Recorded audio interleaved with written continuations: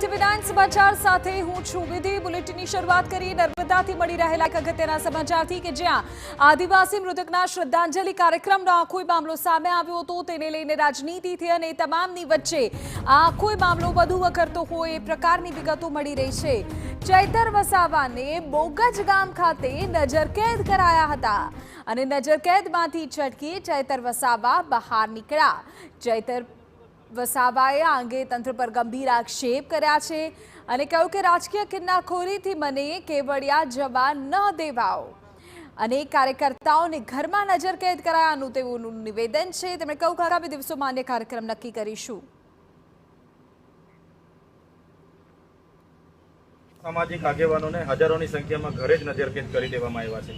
મને પણ અહીં ઘરે અટકાયત કરવામાં આવી, પણ હું ત્યાંથી જબરન અહીંયા સુધી પહોંચ્યા છે। અમે અહીંથી પોલીસ ડિપાર્ટમેન્ટ કાયદો અને વ્યવસ્થા જળવાય એના લીધે અમને આગળ જવા દેવામાં નથી દેતી અને ના પાડે છે। ત્યારે અમે પ્રશ્નો ઉપસ્થિત થાય છે કે આ શ્રદ્ધાંજલિ જેવા સામાજિક પ્રસંગમાં પણ અમારે આવી રીતના પોલીસ સાથે ઘર્ષણ કરવાનું, અને અગાઉ અમે 8 તારીખે એસપી સાહેબની સહમતિથી જ આ કાર્યક્રમ બધાને જાણ કરી હતી, છતાંય આજે કાયદો અને વ્યવસ્થાને ધ્યાને રાખીને અમને જવા દેવામાં નથી આવતા। તો ક્યાં સુધી અમારા લોકો પર અત્યાચાર અમે વેઠીશું? તંત્ર દ્વારા કાર્યક્રમને મંજૂરી આપવામાં નથી આવી। ભાંસાના ધારાસભ્ય અનંત પટેલને પણ નિવાસસ્થાને નજરકેદ કરાયા। ભરૂચના ઝઘડિયામાં કોંગ્રેસ અને આપના આગેવાનોને નજરકેદ કરવામાં આવ્યા। આદિવાસી આગેવાન દિલીપ વસાવાને પણ નજરકેદ કરાયા।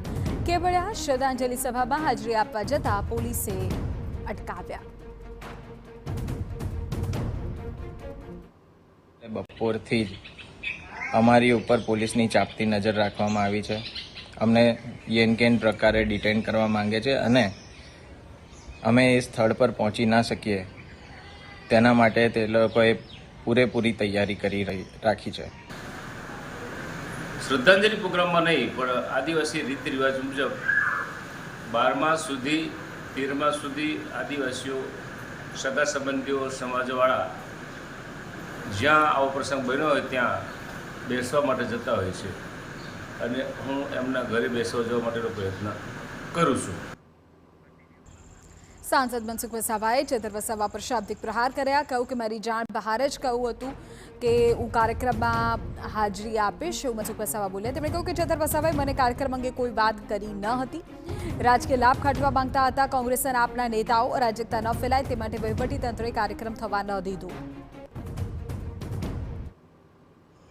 તો આનો ઈરાદો શું હતો આમ આદમી પાર્ટી કોંગ્રેસના નેતાઓને કે આ શ્રદ્ધાંજલિના નામે લોકોને ભેગા કરવા અને જેમ ભૂતકાળની અંદર એક લોક દરબારનો કાર્યક્રમ રાખ્યો હતો સ્થાનિક પ્રશ્નોને લઈને, આખા ગુજરાતમાંથી યુવાનોને આમ આદમી પાર્ટીના નેતાઓને એમને જે ભેગા કર્યા, એ જ ઈરાદો આ અહીંયા આજે પણ કરવાના હતા। એટલે વહીવટીતંત્રને આનો ડર લાગ્યો કે ભૂતકાળમાં એવી અનેક ઘટના ઘટી છે, એ વધુ સંખ્યામાં લોકો ભેગા થાય તો અહીંયા અરાજકતા ફેલાય, તો એને ધ્યાનમાં રાખીને આ કોઈ પણ જાતની એવી ઘટના ભયંકર ઘટના ન ઘટે એને ધ્યાનમાં રાખીને આ કાર્યક્રમ આજે થવા દીધો નથી। શ્રદ્ધાંજલિનો કાર્યક્રમ